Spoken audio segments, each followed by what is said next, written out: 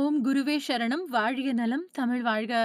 Miracle astrology நேயர்களுக்கு வணக்கம். நாம் நேற்று வரை அஸ்வினி நட்சத்திரத்தில் ஆரம்பித்து வரிசையாக மூலம் நட்சத்திரம் வரை பார்த்திருக்கிறோம். நட்சத்திரங்கள் தரும் யோகம், எந்த நட்சத்திரம் வெற்றிகளை குவிக்கும், குணம், தொழில், திருமணம், கர்ம பதிவுகள், பரிகாரங்கள் என்று நிறைய பார்த்திருக்கிறோம். அந்த வரிசையில் இன்று நாம் பார்க்க இருப்பது பூராடம் நட்சத்திரம் பற்றித்தான். பூராடம் நட்சத்திரம் பற்றி சகலத்தையும் பார்க்க போகிறோம். நமது சேனலை முதல் முறையாக பார்ப்பவர்கள் சப்ஸ்கிரைப் செய்துவிட்டு தொடர்ந்து பாருங்கள். பூராடம் நட்சத்திரம் தனுசு ராசியில் வரும்.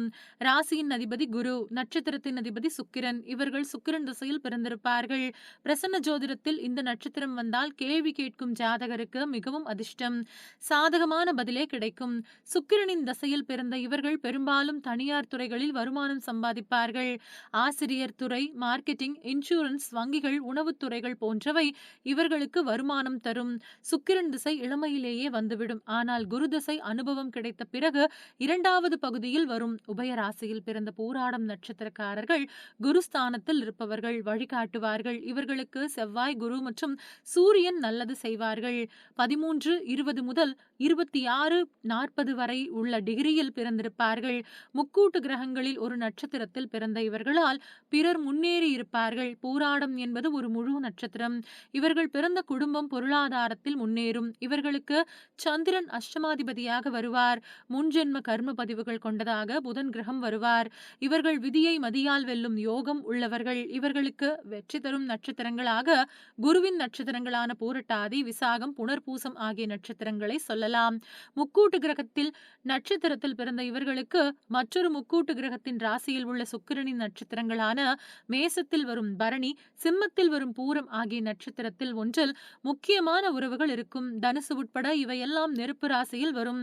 ஆயுதத்தை பயன்படுத்தும் அதிகாரம் அல்லது குணம் உள்ளவர்கள். சீரான பொருளாதாரம் ஏன் இருப்பதில்லை, பண வரவில் ஏற்றத்தாழ்வு ஏன் என்று பார்க்கலாம். மனதை ஆளுமை செய்யும் சந்திரன் மறைவு ஸ்தானாதிபதியாக உள்ளதால் ரெகுலர் இன்கம் தரக்கூடிய புதனும் காரணமாக இருப்பார்கள். கூட்டு கிரகங்களுடன் புதன் சேர்ந்து இருப்பது காரணமாக இருக்கும். The power of positive thinking மூலமாக சந்திரனை சரி செய்ய முடியும். ஆலய வழிபாட்டின் மூலமாக புதனை நிவர்த்தி செய்ய முடியும். கோச்சாரத்தின் வலிமையை உணர்த்தும் வகையில் தினமும் ஒரு நட்சத்திரம் என்று சஞ்சாரம் செய்யும் கிரகமாக சந்திரன் உள்ளது. மாதா மாதம் மாறும் கிரகமாக புதன் உள்ளது. இந்த இரண்டும் சேர்ந்துதான் பணவரவில் இடையூறுகளை ஏற்படுத்துகின்றது.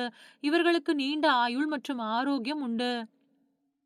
இவர்கள் திருமணத்திற்கு பொருந்தும் நட்சத்திரங்கள் பற்றி இப்பொழுது பார்த்துவிட்டு தொடர்ந்து மற்ற தகவல்களை பார்க்கலாம்.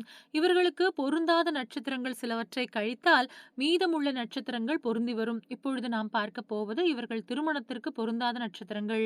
சுக்கிரன் நட்சத்திரங்கள் மற்றும் சுக்கிரன் திசையில் பிறந்தவர்களுக்கு திருமணத்திற்கு பொருந்தாது. அதாவது பரணி, பூரம், பூராடம், அது தவிர பூசம், அனுஷம், உத்திரட்டாதி ஆகிய இந்த 6 நட்சத்திரங்களும் இவர்கள் திருமணம் செய்ய பொருந்தாது. மீதமுள்ள 21 நட்சத்திரங்கள் பொருந்தும்.